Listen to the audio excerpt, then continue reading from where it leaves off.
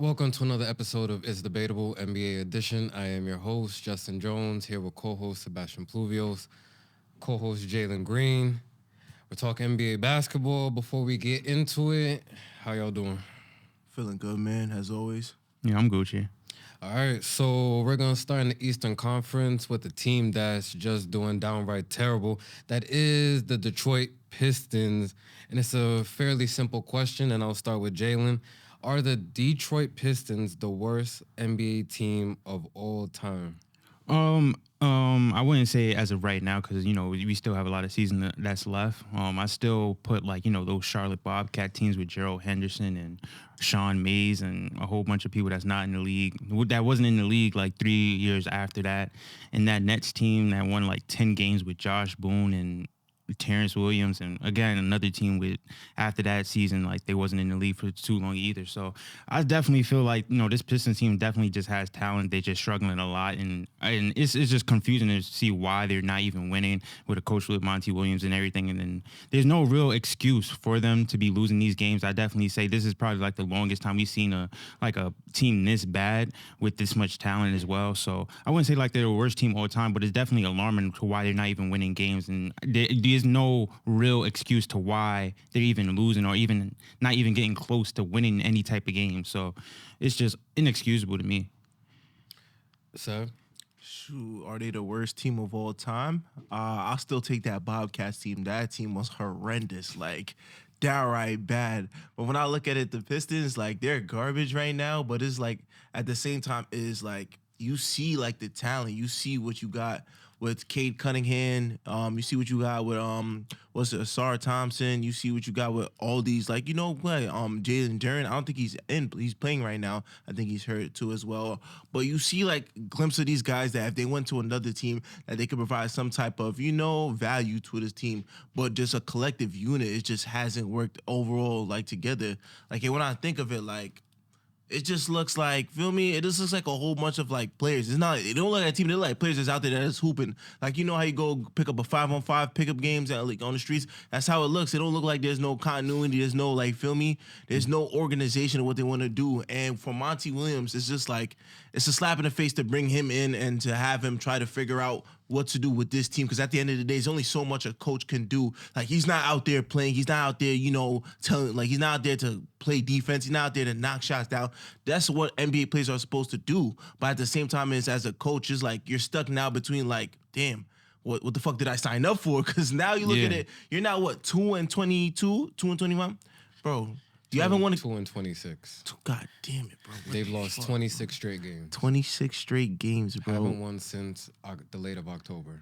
I want to. All right, I'm gonna have to retrack because I gotta see at least what was like the winning. Like how long did it take for the Bobcats to get a win before that? Because right now it was November they didn't get a win. They damn not gonna get a win in December. But shit, the new year is around the corner, so we don't know, bro. They might start off 2024 with a window, but the way it's looking, man, like they definitely top 5 trash teams and that's ever played this game.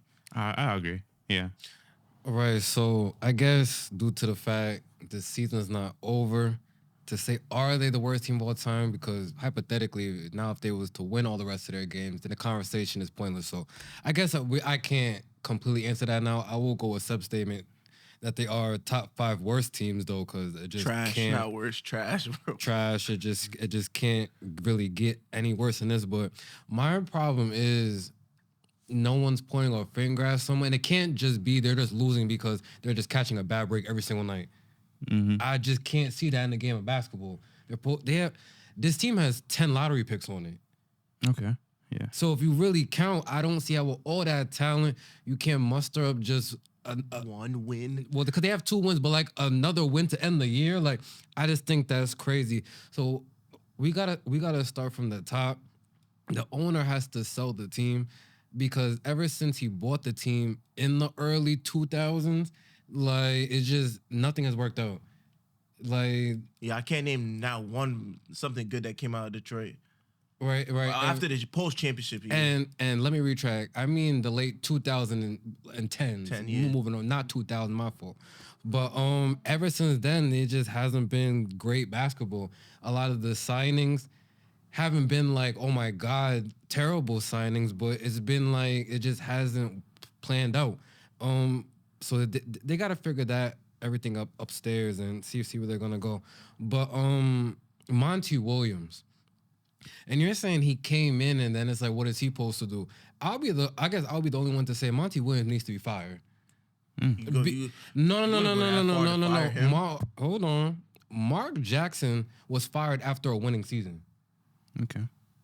And they're 2-26. They've lost 26 straight games. And I understand because I'm always the one that I feel I like to say, well, the coach isn't playing, but they've lost 26 straight games. That means you don't have the locker room because why y'all can't figure nothing out? I think it comes down to heart, though. You got to remember, he's not playing, though. All right. What do you want him to do with a team that is trash? He needs a better game plan then. No, it's like, I can't. He you needs can prepare a any better type of game way, plan. bro. But at the end of the day, it's up to the players. I didn't interrupt you. My fault, brother. My fault. Go ahead. Do your thing, man. I'm just, because I want to have a real discussion about it, but it's just like we've seen other coaches fired for looking at players the wrong way. Mm-hmm. I've seen coaches fired for damn near anything. Look at the Ime Udoka situation to where he was fired after going to the finals, but just some quote unquote off the court stuff. Yeah. So it's like there's a man, and I'm not for a black coach to be fired, and he did have success in Phoenix, but they're 2-26 right now. And it's like, what, he just got a bad situation? No, like, they paid him $78 million. I just don't see how he can be the coach of this basketball team anymore. Not even saying he's a bad coach, but it could just be a bad fit. Not everything is meant for everyone. He could be a better coach just for a different team, but this exact Pistons team, they need a different voice because it's obviously just not him. Now, I'm not putting the 100% blame on him, but I don't see no one talking about he getting fired. And I get he just signed that first year to his deal.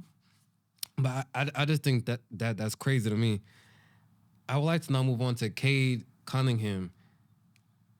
I don't know how good this kid is because how can you not just get a win? Like, I'm sorry. I thought this was NBA basketball and they're getting paid millions and millions of dollars. Now, that Bobcats team, did they have a player to the potential of Cade Cunningham? Nah. That was a while back, so I can't remember the whole roster. Kemba, though. Yeah, like, that was rookie Kemba. Like, yeah, Cade's been one now. This is year 3. Well, technically year 2 since he missed last year, but still. But this is a 6'6" point guard who can damn near get a triple-double, it seems like, when he really puts his mind to it. Yeah. Not a 6-foot guard that...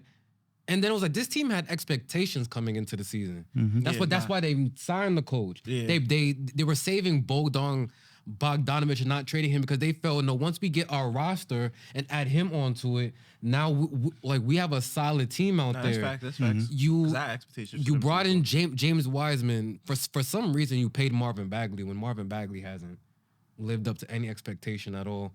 So I just don't understand anything that's going on, but this needs to be talked about more, and this is definitely a problem. This team has lost 26 straight. And I heard an idea, and I'm totally with this idea. They're going to have to trade Cade Cunningham, see what you can get for him, and try out the Jaden Ivey experiment. Because I feel you drafted him, didn't really give the experiment a chance, brought in Cade Cunningham, and now they don't coexist. Yeah. The whole team's not working, and I just don't understand anything, but someone has to get the blame. It just can't always be, well, this went wrong. No, nothing's right. Yeah, but even speaking on that part, like, even I remember in the beginning of this season, like, well, in the midst of this whole season, like, Monty Williams has been benching Jaden Ivey, and like he's been kind of like the 8th man, and people, like, you know, I kind of see on Twitter and everybody kind of saying like it's kind of similar to like the DeAndre Ayton situation where there's some weird reason why Monty Williams doesn't like want to play Jaden Ivey the way he needs to be played, even though they're losing 26 games. Like, Jaden Ivey is not in the lineup as much. He's like the 8th man. Killian Hayes has been starting over Jaden Ivey. Know how I feel about there's no excuse. There's no excuse why Jaden Ivey is not getting more minutes than Killian Hayes. Like, it just is weird.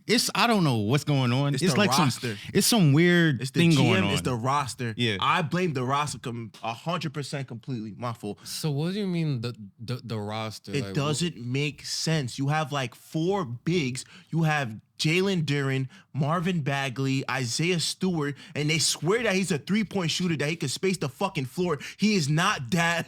Who else they got? James Wiseman, who fell off the face of the universe. But whose plays are though? If you're saying he's a big man shooting threes, is he doing it off his mind, or is that the gameplay from the coach? I guess that's what they want him to do, but Who's realistically, they though? So you can.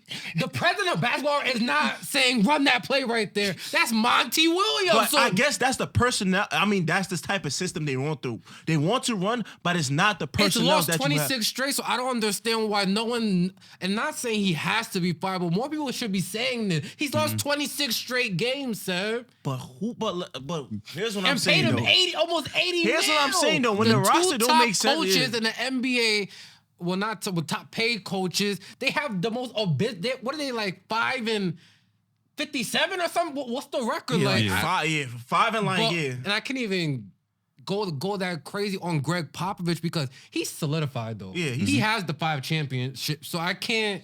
Monty Williams only went to an NBA Finals. I don't give a fuck. He's came to the Pistons and they're terrible. He's like, I'm not you'll be fired. Keep the money. That's a loss we're gonna have to take. So- but we have to try out different things. So would you keep him on board for another year and reconstruct the no, whole they team? lost 26 straight games. But why not reconstruct the whole team? No. Killian Hayes has to go. Yeah, that's that what I'm- nigga is No, garbage, now bro. it's about James Killian Wiseman Hayes. has to Come go, bro. on, bro. Marvin Bagley has to go, bro. A lot fine of these with that. trash niggas, bro. I'm fine It's with not that. him, bro. But You keep who's good and you get whoever's out the fuck out I'm of fine there, with bro. that. I'm Yeah, agreeing with you. facts. But Monty Williams needs to drive all of them away, and he's driving with them. The trade deadline's around the corner, bro. Yeah. So A trade lot the of- coach for picks or something, bro, and no. have you coach them or something because this is crazy. No, to me. if I'm gonna sign Monty Williams to that amount of money, I at least want to see what his system's gonna get. Yeah. I'm not keeping he's the showing Yeah. you what the system Nah, is, though. but I'm It's not the gonna players lie. that don't fit the Yeah, system, though. but yeah. So you have to switch something up as the coach. Which is the And that's players, why the I roster. brought up Yeah. you're gonna have to try Jaden Ivey. You drafted him top 5. You can't just not play him because you don't like him or some underlying beef behind the scenes. But you got- tell the media that we need something because y'all just can't keep losing. Yo, free Jaden Ivey, though. Yeah, free J. But I'm not gonna lie, Seth does have a point though. Like these other players been here way before Monty Williams. Then this is Monty Williams' they didn't lose first. 26 Yeah, I years. That's know, my only I know. point. But I'm saying like this is the first year of Monty Williams. This is like your investment in Monty Williams, right? And then you're like, all right, we lose 26 games. All right, but if this is Monty Williams and we invested this much money into Monty Williams, we got to change something up that can fit Monty Williams. Yeah, you got a fair system. Bro, Exactly. he got signed like he's an NBA player, bro. Yeah, like, He got exactly. signed that- But he But you're not got- just he gonna find him got after that- 1 Bro, year, he though. got Monty that- Williams is there making more than the players. He got that contract because of what, sir? Because of his past accomplishments. Okay. And they know you what he not brings to the hire table. him thinking you were gonna have more than 2 wins going into Christmas? If I'm looking I'm at... asking the actual question though, sir. Yes or no? Did No, they, Well, wait, repeat the question. My fault. I did answered they too quick. not bring him in expecting to have more than 2 wins going into Christmas? Yes, they expected more than 2 wins. All right, so if you're an come on, I just Okay, feel but like hear we're me now, out, now hear me we're out. babying him. We're not I don't babying really him. care what he did in Phoenix right Okay, now we- because he didn't win a championship. All right. Go ahead, sir. Go ahead. But what I'm saying is, I just- you spent, how much they gave him again? 78 million. 78 million. For how many years? dollars. That I don't know. For 5 years, bro. This is year 1. If I spend that much money on the You've coach, been that bad.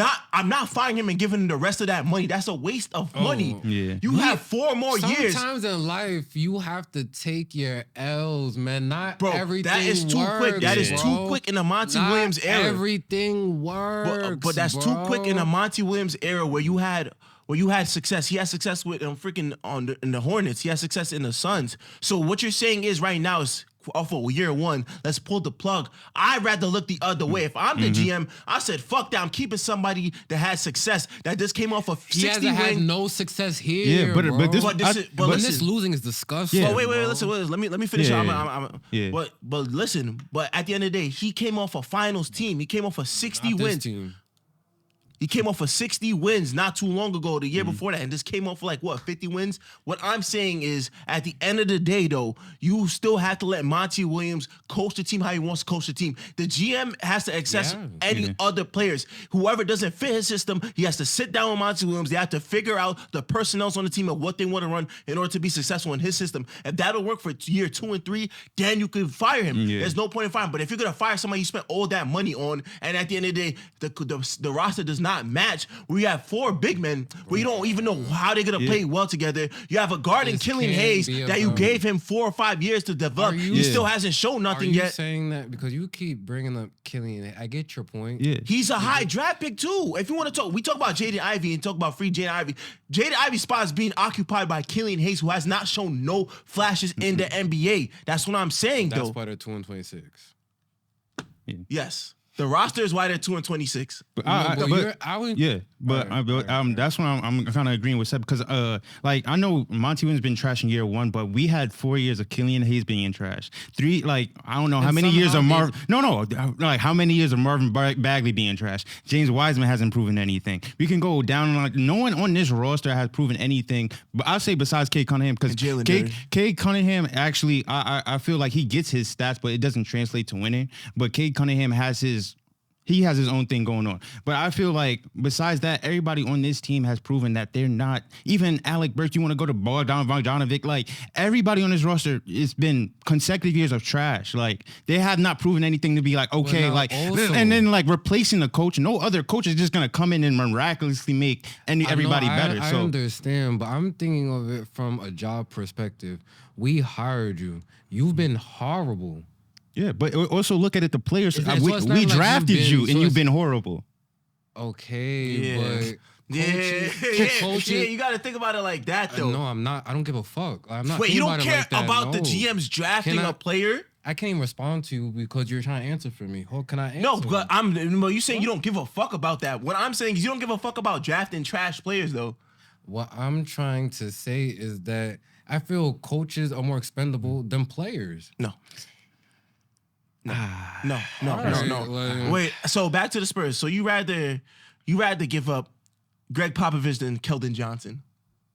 No, because you're saying players. Coaches are more expendable. Popovich is solidified though. I already said I wouldn't. But Monty Williams has a resume in the NBA though. A lot of these niggas don't have a resume in the NBA. What resume, bro? What do you do? What, bro? I just came off of finals, 60 wins. 50 wins before that with the Hornets, bro. Mm-hmm. At the end of the day, bro, he has success. He led teams to 50 wins and plus. Feel me? He's been to playoffs before. Nobody on this Pistons team had no achievement. Bro. No players on this roster has any type of achievement besides James Wiseman. They already stung, like you said, the past 4 years. Mm-hmm. You brought in a coach who's supposed to be a great coach. Now your record has been the worst ever. How did he help? Answer that question. How did he just help? How did Monty Williams help since signing on this team? He can't help when he doesn't have the personnels. What are you not getting? He needs the right personnels. This roster is fucking trash, bro. They finish bottom of the East every goddamn year, bro. What are you not getting? After a while, bro, they still invested in Isaiah Stewart. They still invested in Killian Hayes, bro. That's not gonna make me believe you. You don't have to believe it, bro. The people are gonna hear me. The record is 2-26. No matter if you wanna. At the end of the day, it could have been 5-22. Bro, at the end of the fucking day. Yeah. No, it is not, because at the end of the day, they still finish bottom. Not better than 2-26. Do they not finish bottom in the East every year? True. So what is the point, bro? They could have been 10 and 22, bro. It doesn't matter. At the end of the day, they finish bottom in the East every fucking year. They're either the 14th seed or the 15th seed. It doesn't matter where they finish, if they're 2-22 or 2-26, because at the end of the day, bro, they still finish bottom of the East. They're not like they're fighting for the play-in. They have no playoff expectation. They have no playing expectation every single year. That goes to show the roster is fucking trash. So what you have to do now is move the pieces that are expendable and then get rid of who you have to get rid of and bring in players that want to play in the right fucking system. Simple as that. We can't sit here and blame Monty Williams. Right. It's simple as that. That's why they've done it. It's just simple. They haven't. That's the thing. They haven't, bro. They haven't traded nobody, these niggas still, bro. Why are you re-signing Marvin Bagley still? What has he shown you, bro? Sacramento gave him away for nothing. For nothing, bro. They gave James Wiseman away for nothing, nigga. For fucking nothing, bro. Who are these players, bro? Alec Burke hasn't been good since he was in New York. Bogdanovich hasn't been good since he was in Brooklyn. Bro, look at the players we're talking about, my nigga. Who is these niggas? Exactly. Who are these niggas, bro? We gotta stay away from these niggas. I can't take this shit no more, bro. Yo. If anything, fire the GM, bro. Sell the fucking team, bro. Move to fucking Seattle. Do something, bro. But this team right here is flat out trash. The roster is trash, bro. All right. I never said the roster is not trash. You have not once held him with no accountability. Bro, what am I holding a nigga for with Bro, just because the pieces don't fit means you have to lose 26 straight, bro. All right. I mean, can I ask you a question? No, you're I'll give you that. You're right about that. That's just a fact. So through all the 26 losses, has everyone been a blowout? No, they've All been right, close so games. it's been some crunch time. As the coach, he's not gotten it done in no crunch time situation. Yeah, but on the flip side too, who you gonna put the ball? Like Cunningham, I'm not bro. gonna. I'm not putting. And he's not exalted either, but those are my two. I'm not gonna go down to the 15th man on the roster, bro. So you're not gonna go down We that understand that the roster is not good, Seb. I'm just gonna say that, so don't ask me that again. The roster is not good. I understand that. But the coach, who just got paid $78 million, is the second highest paid coach in the NBA right now and has 2 wins going into January. So we're gonna argue who's trash. That has to matter, though. We're gonna argue who is more trash, No, bro. I'm not arguing who's more trash. I'm just saying I have not heard you hold him accountable at all, bro. All right, fair enough. At all. Fair enough. There has to be some accountability too For the in rotation coach, spots. he's the head coach of the team. But he can't go out there and hoop for it. He can't make these niggas put the ball in the basket. Come on, bro. I get what you're saying, because at the end of the day, there's some rotations where you could have done better towards the end of the. bro. You know what I'm saying? Yeah, I get you on that. They just you're not wrong lost about to that. the Utah Jazz when 90% of their team did not play. How are you coaching this team and did not pull that winner? What These offense players have did no y'all- hearts, bro. But what I'm sorry, offense bro. were they running, bro? Bro, shit, bro. I don't know, bro. I don't watch too much Detroit games for reasons like this. Because bro. now, are we now saying that Monty Williams is strictly a figurehead, runs no plays, and they're going out there doing whatever they want? Is that what we're gonna sit here and say? I just wanna know. No, I'm not saying that, but All right. it's different when you're running plays for Book and you're running plays for Killian Hayes. That's what I'm saying. I think that's what It hit we're different saying. when you It's run plays for different. Killian. It's It different when hit you got a different. big man. Alright. It's different when you got a big man in DeAndre Ayton. Got a big man in fucking I Isaiah understand. Stewart. I'm not Like, projecting him to win 60 wins. but I'm saying though, But like this is like this is not just regularly bad to where it can be swept under the rug. Nah, I can't. I understand. This is like there's a major problem that thing's deeper than just the roster construction. But that nigga Esteban saying, so he's like, this is a disaster, nigga. A straight disaster, bro. I don't know, bro, but I feel like right now we're just arguing like who's more trash to be held accountable. But I don't for know, because I want all of them to be held accountable. even the GM, you got I call. was just- What about the front office? I literally started by saying the owner needs to. You forgot. I said the owner needs to. He needs to sell the team. He has not done well since 2010. All right, facts. I literally said that from the top. I went to Cade Cunningham. I don't know how good he is as a player because his stats don't translate to wins. Fair enough.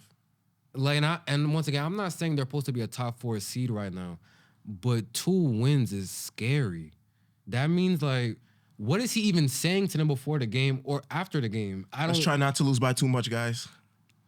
Simple as that, bro. And the only reason I feel I haven't really even seen him looking upset is because he's getting this money. So now giving him that contract has saved him from any accusations. I feel like now no one wants to say anything because everyone knows they're not gonna fire him because now there's gonna be a loss of money. Aren't these niggas billionaires up top? So now, They so now good, they're bro, gonna feel me? care that you lost $78 million. Like, cut that shit, bro.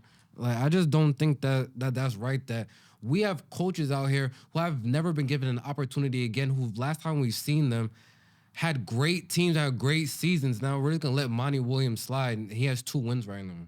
So, hypothetically speaking, Mm-hmm. who do you think would be a better suit for this job right now? Anyone. Anyone? Anyone. Think Steve like, Nash could come in here? Yes. oh nah. Yes, bro. Like I don't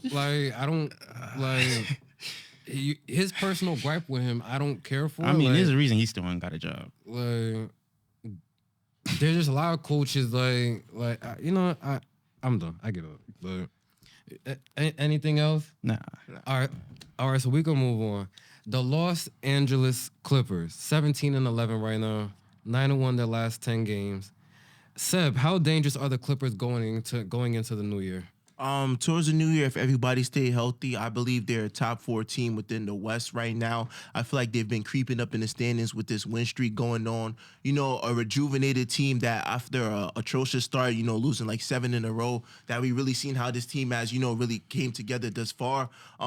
Especially since Westbrook moved to the bench, real accountable for a player like him to realize that if we want this team to succeed, I have to take a step back and let James Harden be James Harden. And this work thus far. And somebody that's really been stepping up too is Kawhi Leonard. Has looked very efficient and just like in the scoring outlet. Paul George has been nothing short of like sensational this season, and freaking James Harden. Just taking on that role. What we seen in the Indiana game, although it be Indiana and they don't play defense, you've seen how everybody's hyped to play with each other. How everybody is just on the court like a supportive team and just a whole unit thus far. This team right now, has everything going towards the offense and defensive side. Shout out to Ty Lue for that as well. So when you look at it now, and they're a team that doesn't back down from nobody. It's like they're a team that's not scared of their opponents.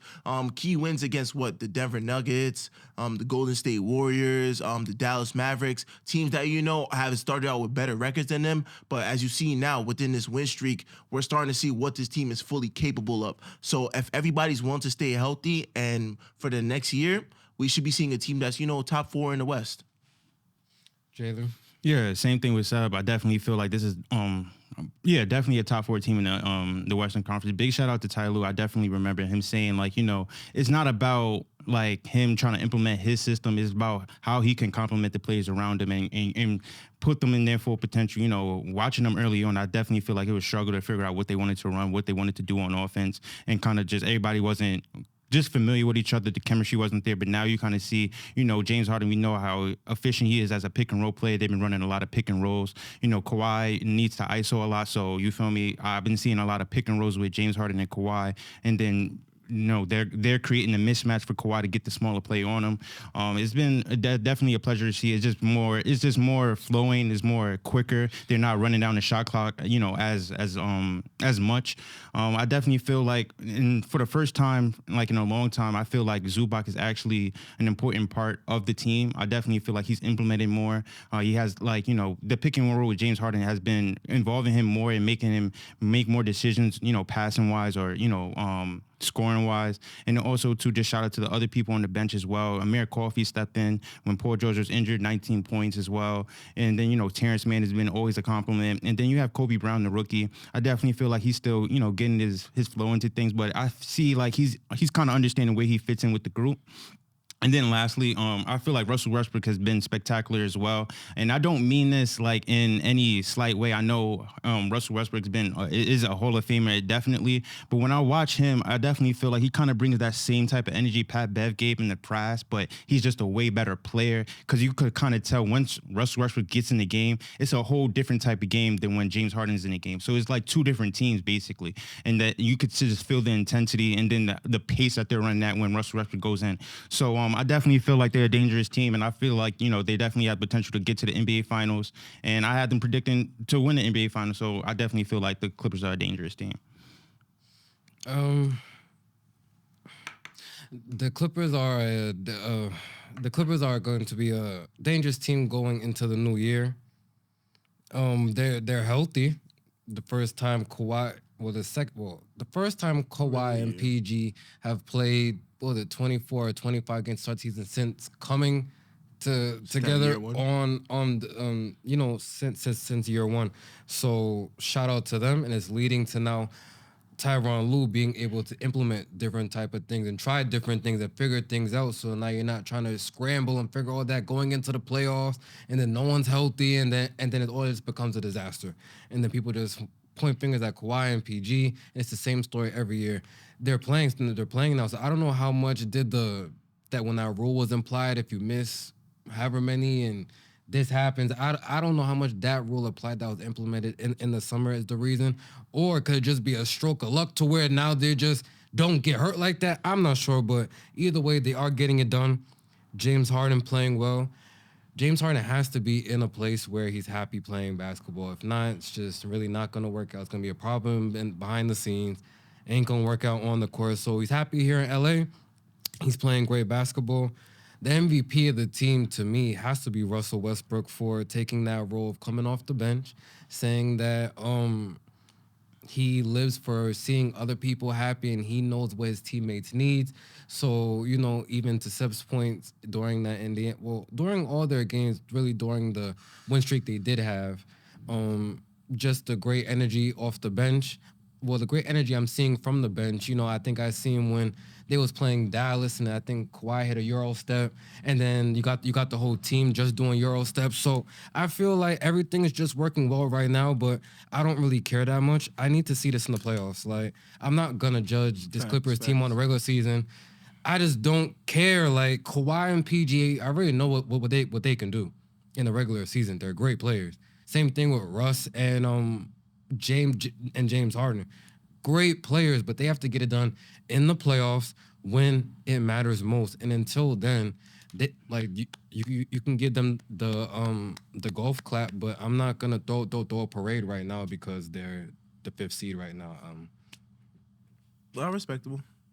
Yeah, and to your point too, I feel like the reason why they've been playing a lot of games and kind of getting to the flow is kind of to the point in the beginning of the season when I said they finally had a training camp and you could finally to the point where you said Ty Lue could actually run those plays to start a training camp, know what everybody roles is, know what he wants from everybody. So I definitely feel like that training camp, especially just having your 2 best players healthy, kind of gives you more freedom and more leeway to try different things and more for you to experiment and put different people in different positions as well. So I didn't speak about Kawhi, but I'm not too surprised. That's my guy. You feel me? So I just feel like he's been doing what he's been regularly doing. I just feel like it's more easier for him now, just having more space and for more freedom. So big shout out to him. All right, Sav, you had nothing else? No, that's pretty much it. All right, so we'll be looking out for the Clippers going into the new year.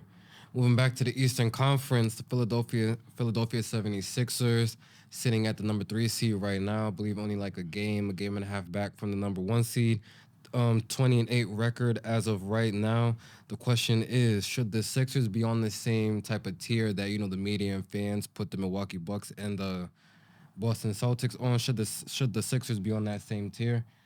Jaylen, you can start. Hell no. I definitely feel like the Sixers have still not improved anything. This is the same reoccurring thing, for the same 4 or 5 seasons. We see this regular season team, they get bounced out first round, second round. Joel Embiid performs underperforms in the playoffs, doesn't get any blame. We blame the point guard, James Harden, Ben Simmons, and hopefully they don't blame Tyrese Maxey this time. So it's just kind of the same repeated cycle and episode.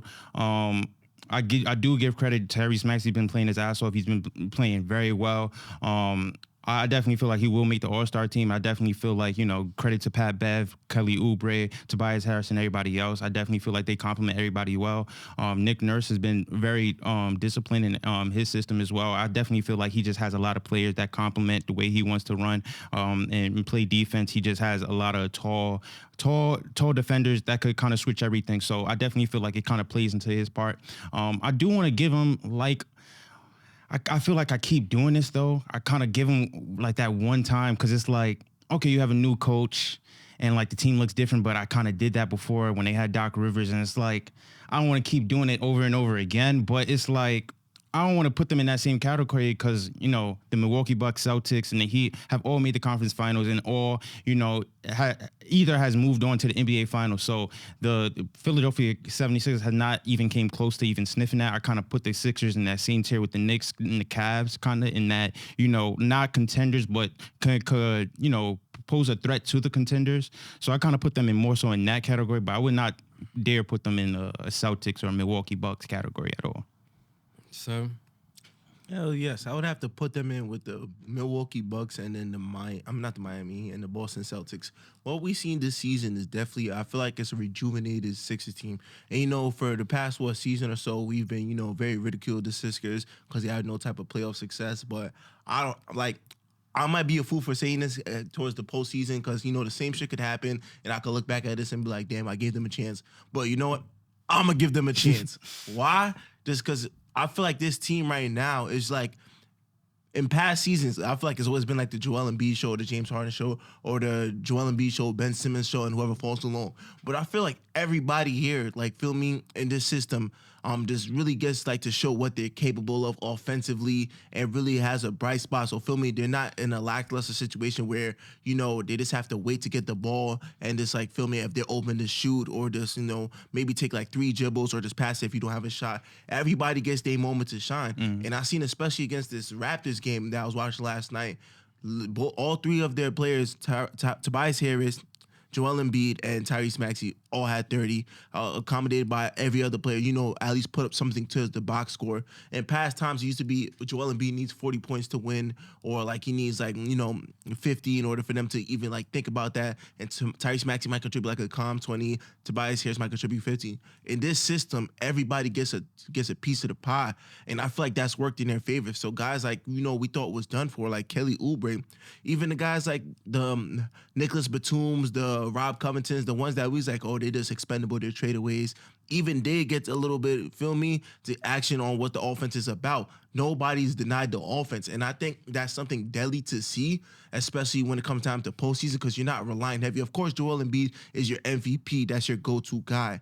But I feel like now in this system, it's more so like, we don't have to heavily rely on Joel Embiid, because if Maxey's going, we'll go with Maxey. Maxey will be 1A, Joel Embiid 1B. If Tobias going, he'll be 1A and be 1B. And I just feel like that's like a deadly combo to have when it comes time, especially if they keep clicking how they're clicking right now. You know, probably like 1 or 2 games away from being that first seed. We did not expect them to have this much success since the James Harden trade. But I feel like it's worked out way better than we all talked about and we all even think about. So I'm gonna say right now, and I really have to, you know, go back towards it when it's like time for the postseason to see if I have to not even track my statement to see if, like, feel me, I was just chatting from today. But just what I'm seeing right now, just how this team plays, I'm not gonna, you know, I'm gonna put them up there, because at the end of the day, they can give Boston trouble. They took Boston to 7, although they wet the bed and shit like that. They did take that. I feel like their team, they can beat Milwaukee for what they have. Joel Embiid right now is having another one of his spectacular season too. First in the MVP race. His numbers for December is freaking crazy too. And he's doing it at an efficient rate. You know, just his offensive game is ridiculous. The defensive end is not lackluster either. And I feel like just another dimension he's added to his game is just facilitating, passing the ball more. You know, getting others more involved than what we've seen in years past. So I feel like this team right now is not to be taken lightly. Definitely should be up there with Boston and Milwaukee. So I'm gonna just leave it at that for right now. So should the Sixers be on the same tier as the Celtics and the Bucks? If we're basing it off like previous seasons, then I guess the answer is no.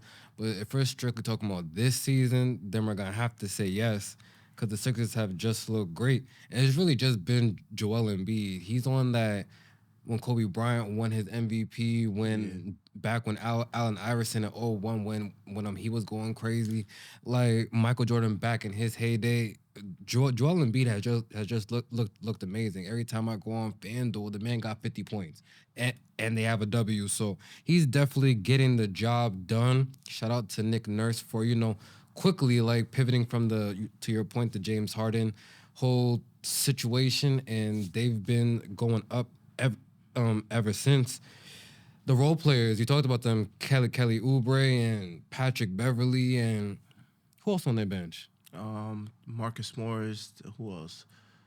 Rob Covington, Nicholas Batum, Paul Reed. Right. Rob Covington, Nicholas Batum. I've definitely seen them, you know, just doing whatever they can do just to help out. But it's really just been Joel Embiid, Tyrese Maxey, great young prospect. A lot of people saying that he should be an all-star starter. I'm not too sure about that, but he's definitely making a case for it. Just sort of a different player from James Harden. Doesn't have to dribble the ball so much just to be effective. And just the ball movement just on this roster is just making it more fun for everyone to just want to be there. But we all know just this team goes as far as Joel Embiid is going to take them. So they can go 60-20 and just get to the playoffs, and he can just get a knee injury and then you're screwed. Yeah. So would I take them in a playoff series against the Bucks? No. But surprisingly enough, I'll take them against the Celtics. Like, I don't know. Whenever the playoff times come around, the Celtics just something about them. Like, I ain't don't gonna know. front. Like that. I'm not gonna lie. That's I've been just feeling- me no, though. Like, no, I've been feeling that way like, lately I too. don't think the Sixers can stop the Bucks, but the Celtics, because they don't got Robert Williams. Poor Porzingis, we have to see how he's gonna hold up in his playoff series. And I know I think you said maybe Al Horford is the Embiid stopper or the the vet. Giannis stopper. I don't know what stopper you said, Both. but not this Embiid. He's not like, because Embiid's just playing like a grown ass man. I just would, if the Celtics played the Sixers right now, I'm taking the Sixers. You know, I thought about it. That's just I'm me. vice versa. I thought they would take the Bucks out. I think Embiid has enough to take the Bucks out. Not the Celtics though. You think- I just feel like they forwards just, you know, they just play a little bit better. Like, feel me? Like, Jason Tatum literally had like a 50 ball against the 76ers in the game 7. I feel like they just play a little bit better though. But for a guy like Giannis, when that's your best player and you have to meet him at the rim, I feel like Joel Embiid is a very good defensive player to, you know, slow down Giannis too. And I feel like, you know, the guards could switch. A lot of guard rotation could be switched on to Dame Lillard. I don't trust Jaylen Brown. I don't. And Jason Tatum. I love Jason Tatum. I but was thinking the same thing. Go ahead, finish. I was thinking the same thing. I'm gonna let you finish. Sometimes he kind of fades away, like, and he's just not the guy that in October, November, and December where he's cooking. He's just sometimes not the same guy, and it's the same thing with Joel Embiid, but just different coach. So Nick Nurse, championship coach, knows how to make those proper adjustments. That's just how I feel right now. Now things could change. But just like this is a different Sixers roster, there's also a different Celtics roster. It's no Marcus Smart. All the other Robert Williams and the Malcolm Brogdons, and those are key players that were big for them in the playoffs. More is now going to be on Jason Tatum and Jaylen Brown to really get the job done. But I ain't gonna front. They do have two stellar guards with Drew Holiday and Derek White. I definitely like what I've seen for them seen this far. And Porzingis is not like a bitch. Like, feel me? He's gonna play. Like, feel me? We seen Porzingis like, you know, be solid on defense before. But to stop Embiid is gonna be a tough task.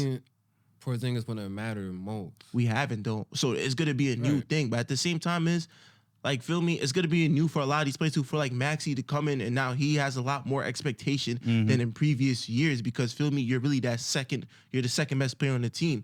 But go back to what you said. I definitely understand why you would take that with the Boston Celtics. Because, shoot, I've been wanting to say this too, but it didn't fall in line with the topic. So I'm glad that you brought this up. So when I was just watching the Golden State game against Boston, it's literally the same shit that happens every time with Jason Tatum. I feel like Jason Tatum is really a player that, you know, is 100% skilled. No, I'll give him like 90% skill, 10% heart. Because at the end of the day, I feel like he has this Golden State Warriors worlds where he always plays bad against them. And I feel like with this team, they get too comfortable with a lead where they feel like the game is over. And like just watching that shit, whereas they're a team that could be up 17, you know, they'll take the feet off the gas a little. And next, you know, they're in overtime. Exactly what happened with the Warriors game, bro. They start getting comfortable. They start talking shit. They talk shit to Steph, and Steph just ignited them and really, you know, just gamed them. So when I think about it, this Celtics team can really get upset about anybody if they do not, like, feel me, take the correct approach. I'm just thinking of, once again, is Joe Mazzulla, like, Jaylen, who do you trust going into a playoff series, coaching Joe Mazzulla or Nick Nurse? Nick Nurse, yeah. So that's what I'm saying. If they do meet up, I would like to bring up this series last year with the Heat and the New York Knicks, a series to which either team could have won. That came down to game adjustments, and the better coach got that done. Okay. So in this series, with this particular, because obviously Doc Rivers and the experiment just couldn't reach the final level. It never could. Like, it just couldn't, for whatever reason. I think Doc Rivers is a great coach. Just couldn't get it done. They brought in Nick Nurse, and until I see Joe Mazzulla now in the playoffs make those adjustments, if they were to meet up, now I'm not saying they would sweep the Boston Celtics. They would go 7 games like it did last year, and this time they would get it done. Because I don't see, because James Harden quit last year. I don't give a damn. He quit last year on the team. On game 7? He quit. Yeah, Maxey's not doing that. All right.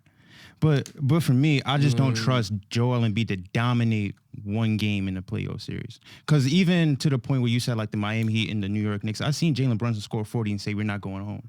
Yeah. And I haven't seen I've never seen a game in the playoffs in period where it's like, yeah, Joel Embiid may have 30, but I don't see that same, all right, give me this, we're going home. Like the series is over. I haven't seen that at Like, all. seal the deal. Like I've never seen him, all right, like the series is over. Like in the game where even like when they got past to the second round or whatever round, I never seen Joel Embiid, all right, like we're going home, like I'm gonna wrap this up. Really boom. dominate, Like yeah. you feel me? I seen like even as much as I may criticize the Knicks and I might not believe in, I seen Jalen Brunson like, all right, like we're in Miami, like I'm scoring 40. We're not losing here. Like I don't have that same thing with Embiid, because even when Nick Nurse, he had like Kawhi Leonard, all right, we're game set. We're not losing. Like you still need that play. And then Jason Tatum, I seen like game 7, I'm scoring 50. Like boom, like you feel me? I don't know if Joel Embiid has that same oomph to where I'm getting that. We're going home. Like I definitely agree, and I think that's a great point. I'm putting a lot of stock into how he's playing right now. all right, Facts. okay, Like, I ain't gonna lie to you. Like I put all my eggs in that basket. all right, got you. Now, if I messed what up I'm to saying. this point, I how said he's the same playing thing right too. now. He's averaging 40 and 12 or Yeah. 60% shooting right But now. I'm just going off right now. No, and I'm not Like, debating that's it. what I'm I'm not saying. debating it, but Just it's get like the best defensive team in the league right now. yeah, but I'm not. Yeah, that's what I'm saying. I'm not debating it because I'm not gonna lie. I had this same thing last year, and I swear to God, no. But I'm saying I was so foolish to the point. I'm like, yo, Joel Embiid is better than Jokic. Like I don't understand why people never even said that. had I that hate conversation. when people Right now, Joel Embiid is playing better than him. But I'm saying like last year I had respectfully, that he's same playing better than mindset. him. I said that same. I'm yeah. like, but I'm saying like last year I had that same. I'm like, Joel Embiid is better than Jokic. Like I firmly believed it, and then like things happened. I'm like, all right, I had to go. Let me snap back into it. Yeah. But it's like after that, I'm kind of hesitant on Joel Embiid after that. So it's But like, not yeah. like to No, what yeah, but- Justin is saying though. Like, feel me? It's a great, like, feel me? If you was in the stock market and you see like the potential of a team, you'd want to, put your eggs in the basket right now. You want to buy a stock right now and that right now, because at the end of the day, it could skyrocket. So it's a lot to ask for right now because we know of past history. But at the same time, it's like what you said before. My eyes aren't lying to me. Like, Yeah, feel me? yeah. My eyes aren't lying to me either, bro. I'm seeing them really hoop at a level where it's like everybody is, hooping. It's not just Joel Embiid is doing. Joel Embiid is the main catalyst for this to go. And I was the one that said, 'cause I think one of the questions was like a couple weeks ago. It was something about the Celtics and the Bucks. And I said the two teams that could upset that mega matchup was gonna be the Miami Heat, who's I think the 6th seed right now or something like that. And then it was the Philadelphia 76ers. But I said they need to make a trade. Okay. So I do think that the Sixers can definitely be favored over one the Celtics or the Bucks if they could make a trade. Now, what that move is, I don't know, and I don't want to hear about Zach LaVine anymore. I just don't want because everyone just throws that out there now. Like, this guy get Zach LaVine. I think that's gonna take away from Embiid. You need a player that's gonna complement Embiid. Like, they need a now. I like what's the kid from Toronto? OG Anunoby. I think he could now. You could put him on a Tatum or a Brown, right? Somebody has good You can defensive- throw him at Giannis. He's not gonna stop Giannis at all, but you could just throw him at Giannis for a couple plays, right? And he could also hit that 3-point shot. It could just keep it easy. I don't know, because Zach LaVine needs the ball. So that's why I feel like a lot of there's not a market for him. And what I'm because, like, noticing now too is just that we can't really, like, feel me, when this whole thing about Zach LaVine trade came out, it's just like, oh damn, which team could get him to really help them? I don't think Zach LaVine's gonna help them as much as I thought I would, because right now I'm looking at the Bulls right now. They're playing better without him. So that goes to show that, feel me, how good are you if the team that was just struggling? They talk about blow it up. Nah, the Bulls are still nasty. Nah, they're I still- watched them the other night. They're still nasty. Nah, they're still trash, but I don't like they're winning more games than when I Facts. was at. Yeah. But yeah. So how is it to really say that Zach LaVine will really help a team like that out? Listen, man. And he's not like experienced in anything. It's not like he's been in the playoffs and did anything. Like he puts up good stats. Yeah, I just don't know where to put him and he'll be happy in him because I don't want him on the Lakers.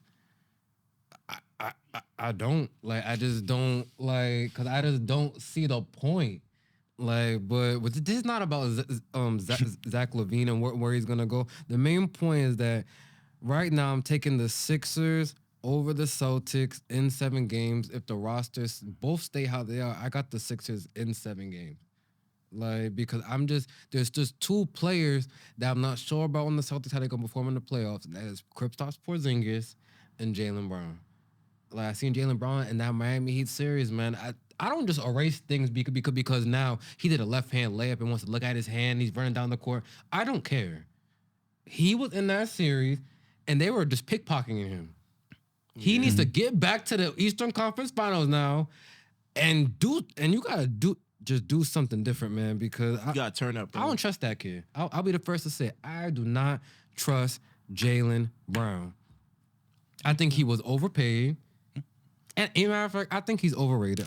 I'll say it. Oh, Jesus Christ. okay. I think Jaylen Brown's an overrated and an overpaid player. I think the money was worth it for what you're getting right now, too, because you're still first seed. He's the highest paid player in NBA, low key.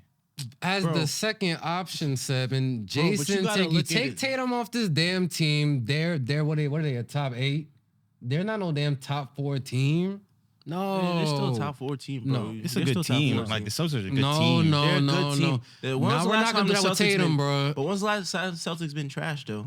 No, because they've been good since they swindled the Brooklyn Nets 10 years ago, and when they traded Paul Pierce and them, so they just been straight because they've collected great players. I'm just saying, like, you take Brown off this team, I think that they'll still be because Tatum As is that. title contenders?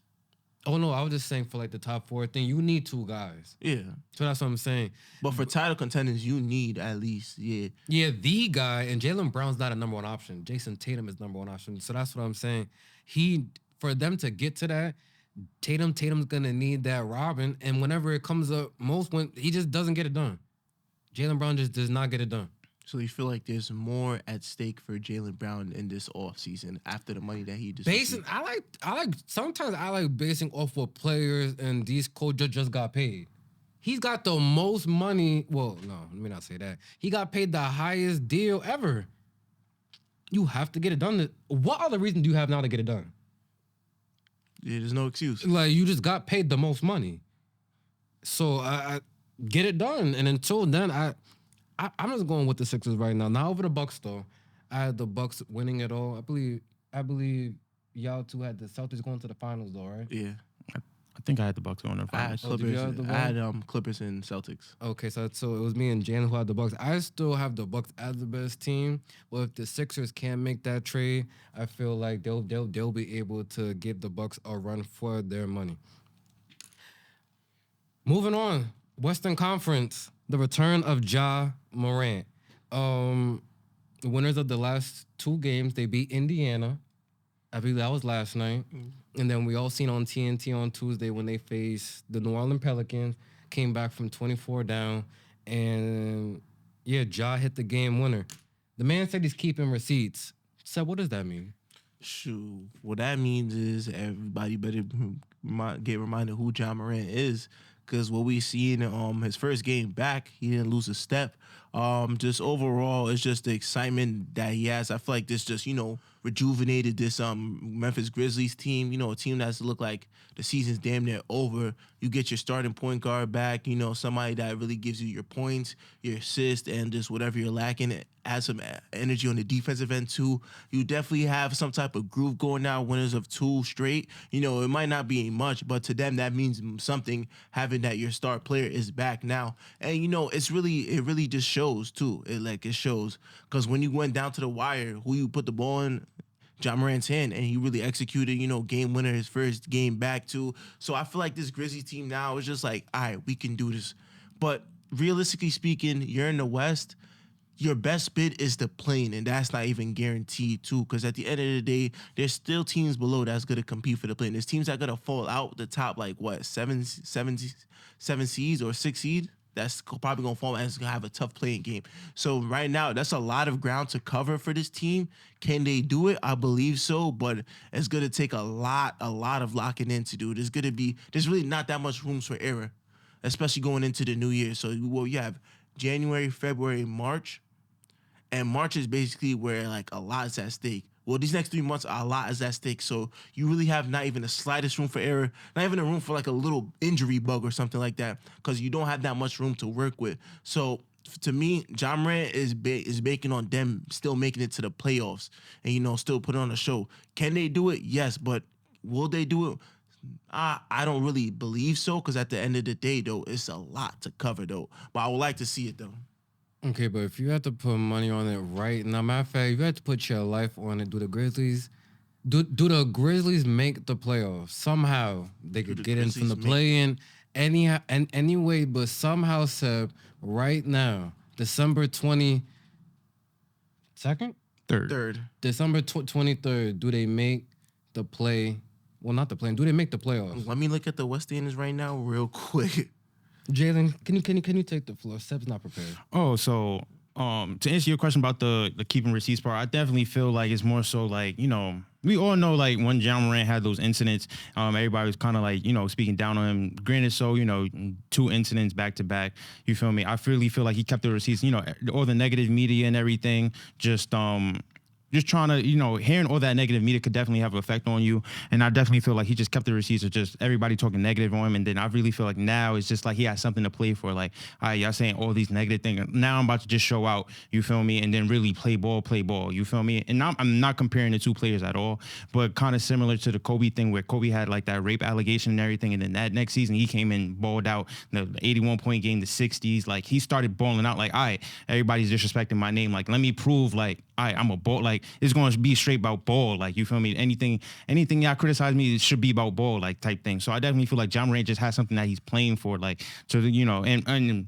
granted that, that the Grizzlies are really on the bottom of the Western standings too. So definitely, I really feel like just kind of the way he's wired, maybe, and plus on top of the negative comments, he just has something to play for. Like, all right, like, I'm gonna just go all out and just hoop like the best I can, and then as you seen, like, you feel me, he just said like in the interview, like, just put the ball in 12 hands. Like, he was just hooping, and I definitely just love that type of energy. Like, it's just more so like, all right, I'm just ball out, show out, and then show y'all, you feel me, what I'm about, so type thing. So yeah, I'm not even gonna lie, I kind of voted him as a starter on the All-Star team, but hey, that's my vote.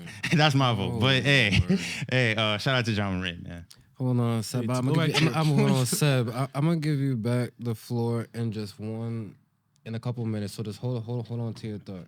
Well, do you think they'll make the playoffs? Nah.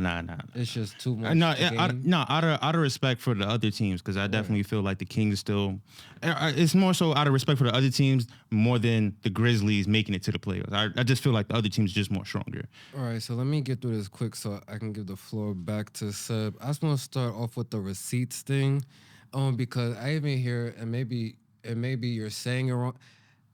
If you mean some fans were being negative. People are negative about anything today. I see people just, it can be, I've seen the video now to where Ja's hugging his daughter, and I guess he grabs her butt a little bit, and then it's like, oh, what does he do? People in the comments going crazy. People's gonna hate on anything. So I understand if you're saying that. But in terms of the media and stuff, I don't think it was too much negative. I think it was trying to hold him accountable to like, you did this. It wasn't like someone planted something on him. He had the thing in the club. He messed up there, and then they get him a second chance, correct? Yeah.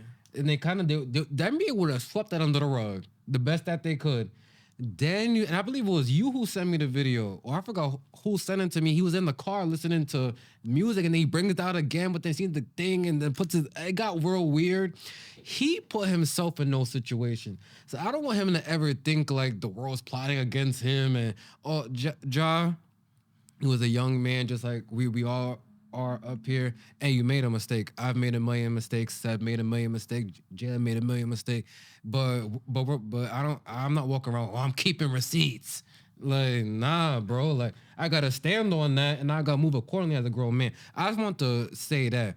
But can they make the playoffs? I kind of agree with Jaylen, because I looked at the standings before we started. There's just a lot of good teams in the Western Conference. Besides the Jazz, I'm about to say the Pelicans, the Blazers, and is there another bad team in the West? and there you go. And that's the Spurs. There's no other The real thing is the Jazz bad. are ahead of them too. Nah, I don't. I just read this. Oh, so they are? Yes. Oh well, then the Jazz still have them right now, but I think they will move past the Utah Jazz. But there's just so many other teams up there that's fighting for damn near the same thing.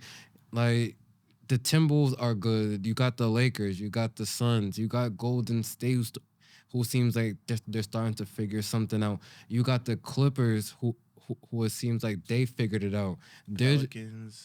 the Pelicans, the Dallas, Oklahoma City Thunder, who once again is putting the NBA on notice that their team is legit. Like, I think I was the one that said I think I had them going to I said the semis. I think I said like because they Chet Holmgren and Shea Gilgeous-Alexander, like crazy. Like, I'm seeing Chet take big man off the dribble, then throwing it off the glass. Yeah, they're going crazy over there. And dunking it. Shea Gilgeous-Alexander just step backs into game winners and shit like that. Like, Yeah, you're going crazy the over there. Oklahoma City Thunder are a very good team. Now, if they can get, like, if they picked up a Bogdanovich from the Pistons, you just throw them a draft pick real quick. I'm saying, like, And the thing is, they have a lot of draft picks to get. so that's what I'm saying. They can just throw a little Utah pick in 2030 or a Phoenix pick in 2029, get some solid veteran pieces or to just surround these young dudes. And I don't really see a team that could really stop them, including the Lakers, because it's just like, Yeah, I'm not gonna front. That's a nightmare, man. and the only thing they're missing is the experience. But Yeah. I don't want to make this too much about them. We'll talk about them going into the new year. But yeah, Ja, his comeback was great. He won me some money that night. Like, I took all his props up, and then the nigga just went crazy. So shout out to Ja Morant. But what I didn't like was definitely in that first half, and I think they realized it by the second half. I'm seeing Desmond Bane take crazy shots, and Jaren Jackson was still taking all these crazy shots. I'm like, what the hell are y'all doing? Give him the ball. Like, We're just like, and then they did that, and they won the game. So Desmond they got Bane, too comfortable. That's what yeah, it was. Desmond, but what y'all was doing these past weeks, forget about it, erase it out your memory. Y'all aren't those guys, and let 12 try to lead y'all to 12 straight wins, because that's what y'all need to get back into the thick of things. But Seb, the floor is back to you. You look Nah, at I this. just looked at it. They're cooked, bro. They're cooked. I'm looking at it like short and simple. They're cooked, bro. It's just too much fucking ground to cover, bro. I'm sorry, but at the same time, it's just like in the West, you really can't fall back too behind, bro. Otherwise, you're done, bro. Because I'm looking at these teams right now that's in the playing spot right now. Phoenix, fucking Golden State, the Lakers right now, Houston, bro. You telling me you're taking one of their spots? I think they could take Houston's spot. Houston's playing good right now too, and they had an early start too, so they have a little bit more. Oh yeah, room you're for right. You're errors, right. though. You're right. I'm bugging. So feel me, like you have a little bit, slight room for errors, but with these niggas, bro, you have to cover a lot of ground, bro. No, but that's what I was saying. Not even to cut you off. I wrote down no margin for error, and they're a young team, so it's like that Lakers team last year when they had like the 0.3 chance or was 0.9. I forgot what the exact percentage was, but it was very like steep to get into the playoffs. It was led by LeBron and AD, who won a championship before. These young dudes haven't really won anything. Yeah, they don't know, like, So it's like one drunken night in Miami, and then they lose that game, and it's like damn, like. and So plus they don't I have just, like they don't have no real big anymore. They lost Steven Adams. It's not like they have their whole unit how they had before. Yeah, and So they lost. So there's really, feel me, a new adjustment to it. We still got to see how they play when Marcus Smart comes back. I think D Rose is out too. So you don't have that much roster, like, feel me, players, and you don't have enough. Like, yeah, it might be a slow season. yeah, but and they had an easy schedule in the beginning, because I remember in the beginning we were saying like they were losing games to the Jazz, the Blazers. So now like the latter half of this is going to get tougher. So Yeah. But if they do make it, do they have a chance to like win it all with this roster? Oh, hell no. No. Hell no, bro. There's too many variables, bro. Hell no. Not win it all. Not even make it out the first round. To make the playoffs, there's Like we said with the Lakers, what, a 0.3% chance. So if they make the playoffs, they lose in the first round. Yes, Period. No matter that's who right. they. Hold play. on. So if the Timberwolves stay number 1 and they get the Grizzlies as the 8th seed, Yeah, I'm taking the Grizzlies. I'm sorry, no Steven Adams this year. As much as he don't seem like a big deal or something like that, feel me? And you have a whole different thing. You don't got the Tyus Jones, you don't got the Dylan Brooks, and we spoke about this already. I'm not trusting a fucking 38-year-old Derrick Rose and a Marcus Smart that takes a lot of nut shots to just be there too. So feel me? You're really banking on John Morant, Desmond Bane, and Jaren Jackson. And I haven't seen nothing besides John Morant. I haven't seen nothing spectacular out of Desmond Bane or Jaren Jackson to make me think that they could do it this year. They won as a whole collective unit that year when they seen the Timberwolves. Now the Timberwolves is a way better. Feel me? They have enough games to where they played, where they know what they want to do now, and they just feel me. You're first seed for a reason. So I'm not banking on them to really just feel me. It might go to a 6 or a 7, but I'm taking a team with the home court advantage. All right. All right.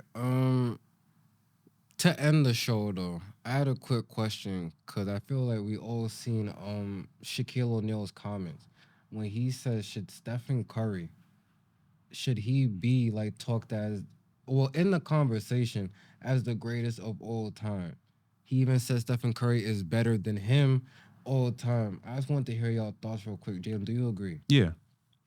With both statements? Yeah, because even in my top 10, I have Curry at 6, and then I have Shaq at 7 in my top 10. Can I know why is Curry better than Shaq? Because he impacted the game. He literally changed the way everybody has to play basketball. And plus, Shaq, I know Shaq, you know, he definitely dominated the game and everything, but to the point where all 29 other teams have to play a certain way just to catch up with you just because of one person shooting 400 threes in one season and then breaking all these records. I know, like, we talk about, like, scoring record, but these 3-point records that Stephen Curry has, bro, like, season to season and then all time, too, like, bro, It's ridiculous. And legit, like, there's no other person. Like, we seen a Reggie Miller, we seen a Ray Allen. There's no other person we can literally put on a, like, thing with him, like, shooting-wise or, like, he's similar. No, like, he's a one-of-one, like, he... No Dame Lillard. No, hell no. Him moving off of the ball. Look at the stats, though. Let's not just look at the stats is the stats, but to chase Curry for 48 minutes running off of screens, and he's not tired, and he's deep three, like, everywhere, bro. Like, legit, like, he's one of the best players I've ever seen play basketball, bro. Matthew Like, Dellavedova had to be hospitalized after damn, chasing bro. him around. So I understand what you're saying. I'm just saying, if you look at the stats, Damian Lillard's name is always. That's all I'm saying. I'm not saying. But stats. Them, yes, that's all I'm saying. Yeah, like, stats tell half of the story. Like, but watching Steph Curry, like. But I different, think, bruh. I think Like, this is a discredit to Shaq, bro. Thank you. I think it's really a slap in the face to that's Shaq that anybody that crazy, have like- Steph Curry over Shaq. Shaq is a 3-time Finals MVP for a reason. Shaq is the most dominant basketball player that ever played the fucking game, bro. Big men used to draft big men just to have bodies to pile up just to guard Shaq. Yeah. And Shaq will still score. Shaq will put up 30, 14 boards, 3 blocks a game, bro, and we're not even talking about younger Shaq. We're talking about prime Lakers Shaq. And you know his final Nobody stats, is right? here. Yeah, I know his Compared final to stats. Stephen Curry's final. Yeah. 3 Finals MVP to Stephen Curry's final 1. And, like, feel me? I think Shaq is just doing that because it's a new modern era, but that's a discredit to what Shaq has ever done in his career. But, A 4-time champion, bro, 3-time final MVP. Yeah. I think, only 1-time MVP? So be it, though. But we're talking about Shaquille fucking O'Neal, bro. I know. The man broke backboards, bro. They had to adjust how the backboards was, bro. Yeah. I understand if Steph Curry could shoot from freaking Haiti to the Golden State Warriors court, but we're talking about Shaquille O'Neal, bro, where at least 3 big men will be on him, and he's still throwing drop step, dunking, bro, and he's doing this off of twos, bro. His twos are Curry's 3. That's how much of a lock they were, bro. Nobody was slowing down Shaq. The only person that probably got the better of him was Olajuwon, and that was one time. But I understand that, but how long did that last? For a good period of time. From But Orlando, I'm saying, like, No, I understand. You mean the Yeah, dominance thing? yeah. That was the whole thing Kobe talked about. If he took better care of yeah. himself. Now, that's what I'm saying. If this was like Like- long, okay, all right, okay, I see that. But still, again, like, Still, Stephen, still though, like still, like, this is Shaquille O'Neal. But Stephen Like, Curry's It's run Stephen didn't Curry. fully take off to like his first MVP year, which was 2014 and 2015. Shaquille O'Neal. It's 2023. But Shaquille O'Neal was averaging like 25 and 14 and 3 blocks in his rookie I know, season. but the shit that Stephen Curry's doing, he's still doing, and it's like Respectable, 2023. yeah, no, like, respectable, Like, and he's respectable. getting better. Like, Yeah, but we also gotta look at pressure coming into the NBA. Shaq coming out of LSU. yeah. coming out of LSU, number one overall pick. The franchise is now in his hands. Stephen Curry came in and he wasn't really smoking shit. Yeah. He didn't really take but off until like that match. So to Seb's point, him averaging that's a whole different type of elite. Like, But don't get me wrong though. I have Steph like 6, like cracking into the, but I cannot deny Shaquille O'Neal. That's like me kind of comparing LeBron and Kobe Bryant. Like, Kobe Bryant came in and was like a backup. Yeah, but LeBron came in the chosen one. But yeah, and but- didn't miss a step. But Like, but even- I just think that's the matter. Yeah. When you're drafted into NBA and your projection, that has to matter. Yeah. I feel like now that gets swept, like same thing with Zion. People like Seb always brings up, they were saying he was the next LeBron. Mm-hmm. Projections and where you that matter. Yeah, but even in that stance, if I'm the number 1 pick, I got the ball in my hands. If I'm the 13th pick, I literally have to work every day to beat the first option. Shaq has to work. I bro. literally, I know that. Keep that spot. I know that, but I'm saying it's like to walk in the NBA with the ball in your hands, you're able to make mistakes and everything. As a 13th pick, playing behind like Monty Ellis and all, and this is like Monty Ellis scoring 25 a game. Like, Yes. I have to work every day, and I cannot fuck up, make Yes. mistakes or anything. I have to work my ass way, like, I'm not saying they're working harder, but it's way less opportunity for me is to get my shine as a 13th pick as compared to a number 1. But think about the number 1 But why draft was picks one number 1 and why was 113? But think about it. Wait, think about it though. Think about as a number 1 draft pick, the expectations you have, everything that you have to live up to. Not too many people are living up to expectations as a number 1 Look draft up in pick. Anthony Bennett. Cooked. That nigga's cooked. Bro, Greg like, Oden some of cooked. these number 1s is like A lot of these number 1s are cooked. Shaquille was Besides like, yo, this Shaquille nigga O'Neal, is not. LeBron James too lived up. but Not that, even lived up. Exceeded. Yeah. Not even lived up. 4 Exceeded. championships, 3 Finals MVP, bro. One of the greats, But bro. When that's you're a what I'm number saying. 1 pick, And they in the expect era you to to get where win. they're grabbing, fouling, not But- this NBA right now to where they can't really touch Curry. But that's the thing. But this Like- is my thing though too. As a 13th pick, And I love Stephen Curry. that's what I'm This is saying. No but disrespect to but Stephen as a Curry. third, I love Stephen Curry. as a 13th pick, Stephen Curry has a well, I don't even know if he was 13th, but I'm just saying it to say it. But I'm saying like he's not a lottery pick. For him to not be a lottery pick, to have so much an impact on this game, work ethic. to the fact that your future number 1s have to have the same some similar elements to Stephen Curry is crazy. Nah, it's Like, 100% like crazy. I'm not a lottery pick, but the lottery picks going on after me have to follow this same kind of rubric and play this type of same. Like legit, Trey Young was a lottery pick because of his similarities to Curry. Like he impacted the game so much that your number 1 picks afterwards have to follow that same suit. I No, understand listen, what to change the game too. Yeah, but like- at the end of the day, that's impact the player's gonna have, especially a guard. When we talk about impact and changing the game too, we could say Allen Iverson changed the game. His Yeah. impact on how dribbling and just filming everything, just the culture of the game too. That's not gonna be But taken Shaq away. came in changing the game too, being a big man coming in, being able to dribble, going down the court. How we see Giannis doing get- it now. yeah. Like back in the not to the effect of Giannis, but Shaq was doing that. Yeah, but to the same point, Stephen Curry legit changed the way 29 teams have to play basketball. And even I to the agree. point that a big man can't even be on the floor if he can't shoot. I agree. Like legit, everybody in this NBA has to shoot because Stephen Curry is shooting over agree. like Or just play switch wide defense. a 3. Yeah, they changed the defense because now Like legit, you you have to be a 2-way player because we Yes. need somebody to guard 3-point shooters. We need like legit. He changed the whole game. Like, But that's changing to me, the game, like, though. You yo, could change, yeah. But I'm saying to you me- can change the game, though. Yeah. But I'm talking about accolades and what you have done personally. Yeah, he got When those it accolades. Like he's legit the first unanimous MVP. Like there's no other vote. That unanimous was bullshit. There's no other that person. unanimous was bullshit. There's no other nah, nah. person. No, Yo, stop, bro. man, he was LeBron going needed crazy. more votes than that, bro. Nah, I'm he not was doing going that, crazy. bro. Nobody. That He was unanimous going he crazy. was, but that unanimous was Bro, a the stretch, nigga was bro. averaging 30. It was like Nah, 70. There was bro. like 73 and 9, bro. They Nah. legit said nobody deserves this MVP but Stephen Curry. Like that's They damn near. I can't. Like, he was damn near And Jesus, I bro. believe it was the year before that when LeBron won his. There was one person who voted for someone else. He would have been the first Who they voted unanimous. for? That was you laughing because Hey, you who they- know that who was they some voted? They voted for bullshit. Carmelo Anthony. Like it was the person who voted for. That was that 2012. 2012, 2013. Bro, like They was LeBron hooping. was supposed to be the first unanimous MVP, and that was crazy. Nah, I want to bro. know who voted for Carmelo. They had to be on and the they were Knicks. good that season. Yeah. Don't get me wrong, but that's crazy. But hold on, and let me also address Kareem. And this is not Kareem Abdul-Jabbar, Kareem Wallace. Hold on. Stephen Curry is not better than Magic Johnson. You know. I wasn't even gonna respond to your DM when you said that, talking about Steph made Hall of Famers and Magic Johnson just played with them.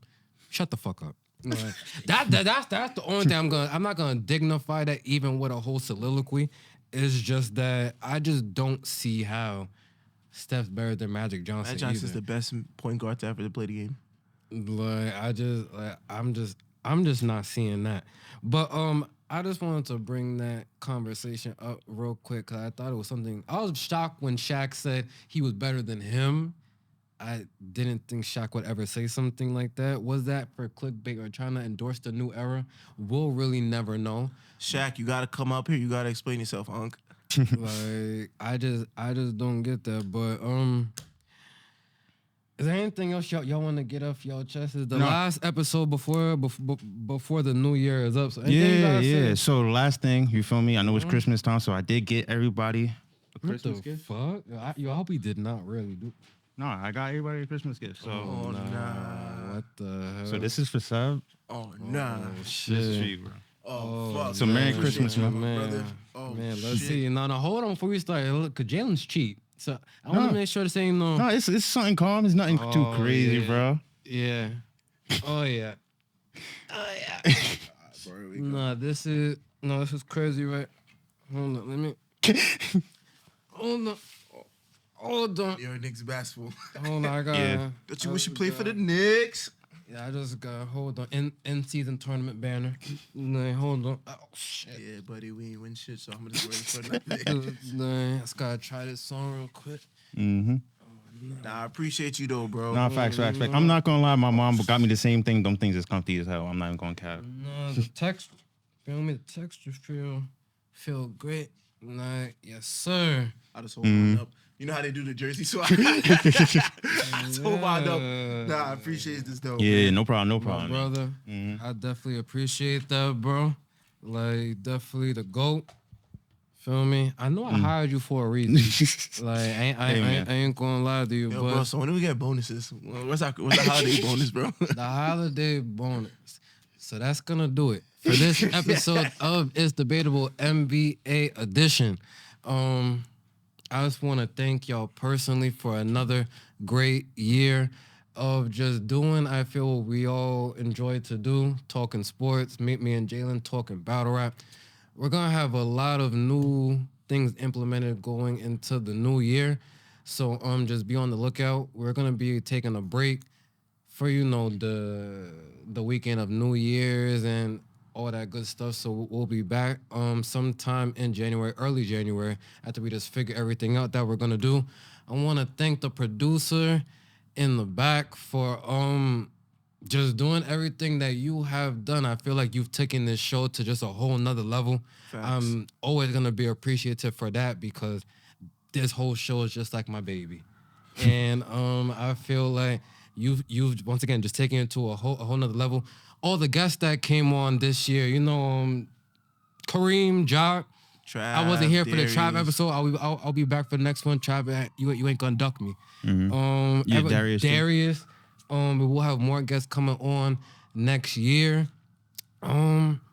Seb, you got anything to say, man? Shoot, man. Just really happy holidays to all, and happy New Year's, bro. Can't wait to be back, y'all. But I just want everybody to enjoy the shit. Y'all like family to me, man. This whole shit, man, wouldn't be happening without y'all. So feel me, just next year, bro, we just turn this shit up a notch, man. We just gonna keep going and going. Right. So to all the haters out there, people who tired of us, we're not going anywhere. So you're just gonna see more you're just gonna see more and more of us at more battle rap events. more basketball games, I'm running on the court next game. The next game, I'm running on the court. With It's Debatable logo on, so they need to know what's going on. But that's going to do it for this episode. Just please make sure you like, comment, and subscribe. Follow us on all social media platforms at It's Debatable _. Please follow me at Justin Jones on Facebook for details and developments on the platform. Till next year. Mm-hmm.